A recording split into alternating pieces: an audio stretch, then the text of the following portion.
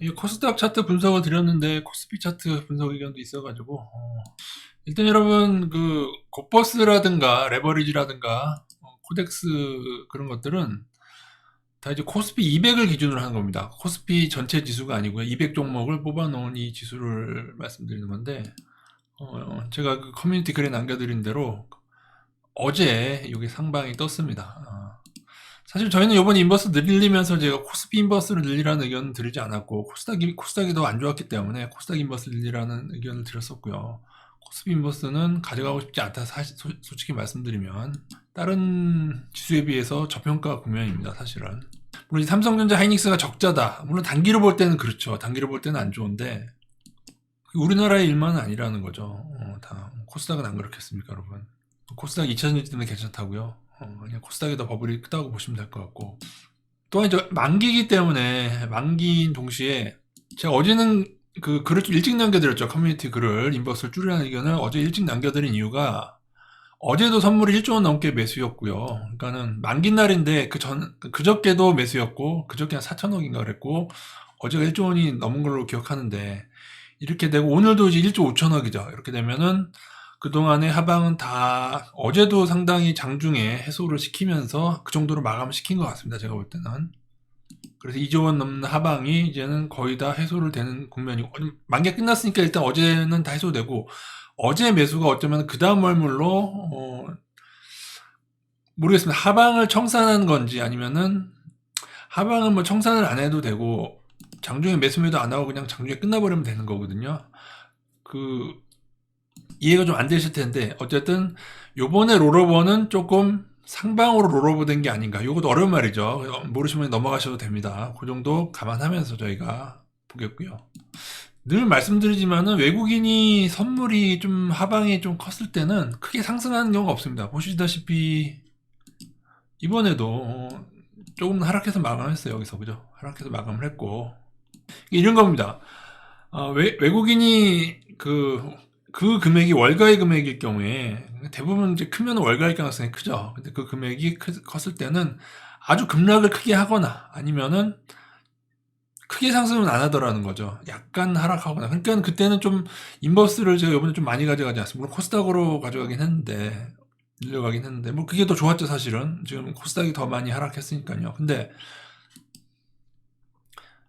어쨌든 코스피 자체도 외국인의 선물과 연관성은 분명히 있다. 늘 이렇습니다. 그러니까는 뭐 인버스를 좀 더 가져간다고 하더라도 크게 손해는 안 본다는 거예요. 이해가 되시죠?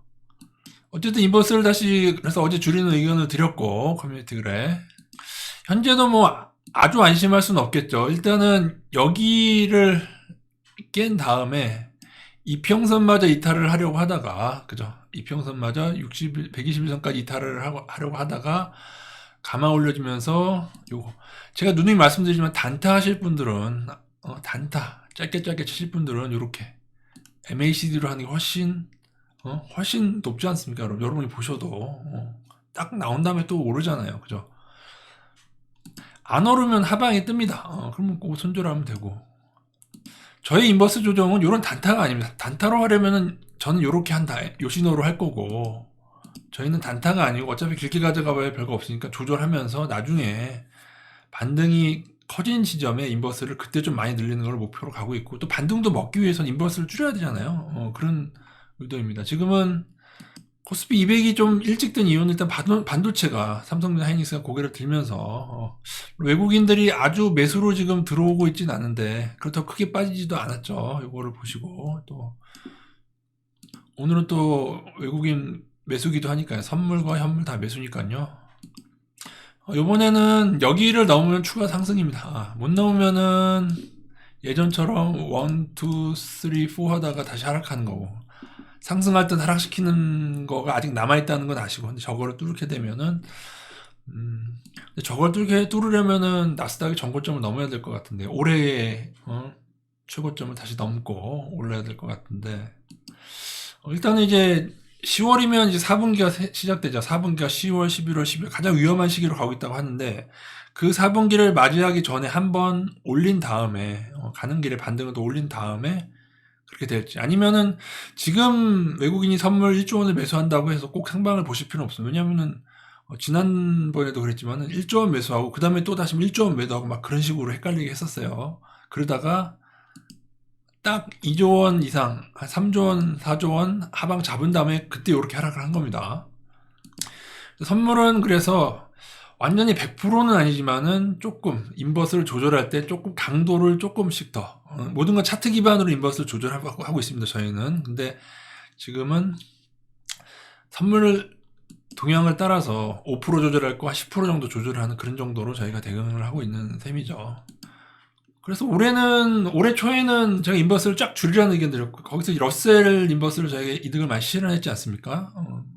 그게 나스닥이 오르는데도 러셀은 못 올랐었어요. 그래서 러셀을 잘 먹었고 나스닥 인버스는 엄청 줄였다가 오르면서 분할을 늘렸기 때문에 큰 손해는 아니에요. 지금 더 오른다고 해도. 그래서 지금은 나스닥 인버스는 15에서 20% 정도는 가져가자. 최소 15%는 박아두자. 그 다음에 더 지금 인버스를 좀 줄이더라도 그리고 나머지는 조금 코스닥 일부 있으면 될 거예요. 나스닥 15에서 20% 정도.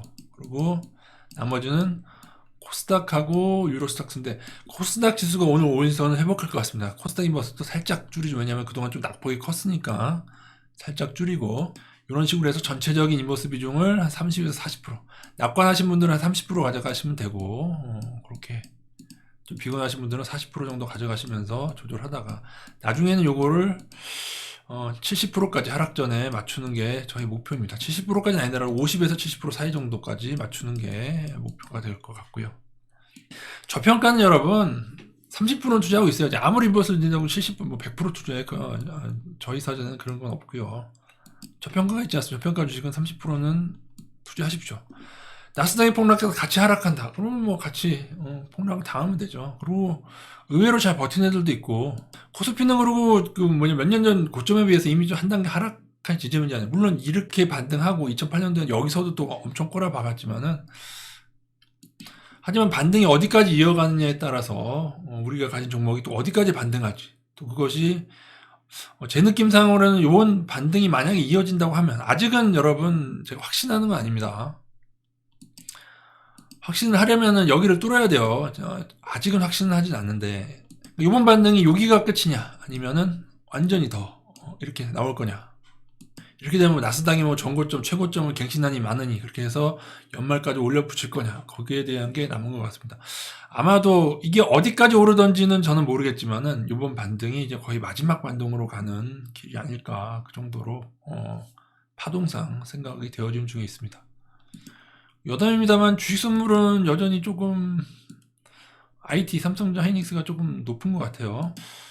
보시면은 주식 선물 가격이 이렇게 좀 높으면은 요거를 이격을 만드는 게 월가면은 좀 오르는 경우가 있거든요. 이건 그러니까 지금 이렇습니다. 이건 변할 수가 있습니다. 나중에는 변할 수 있는데 변하면은 이제 거기가 이제 반등이 끝인 경우가 많고 지금 일단 기아를 보더라도 주식 선물 가격이 한 8만 원 되는데 주식 가격은 79,700원이죠. 약간 이 정도면은 벌어진 겁니다.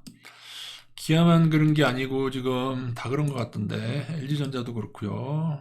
107,000 이것도 한 300원 나고 있고요. 주선물을 누군가가 하방으로 베팅하고 있다는 뜻이죠. 그 다음에 하이닉스도 그럴 것 같은데 하이닉스도 한 200원 정도. 삼성전자는 같네요. 예전에 연초에 오를 때는 삼성전자 높았거든요. 요건 좀 그러네. 이것도 좀 보겠습니다. 벌어지나 낮아지진 않을 것 같고 현대차는 한 칸 차인데 이 정도면 많이 차이가 나는 건 아니죠.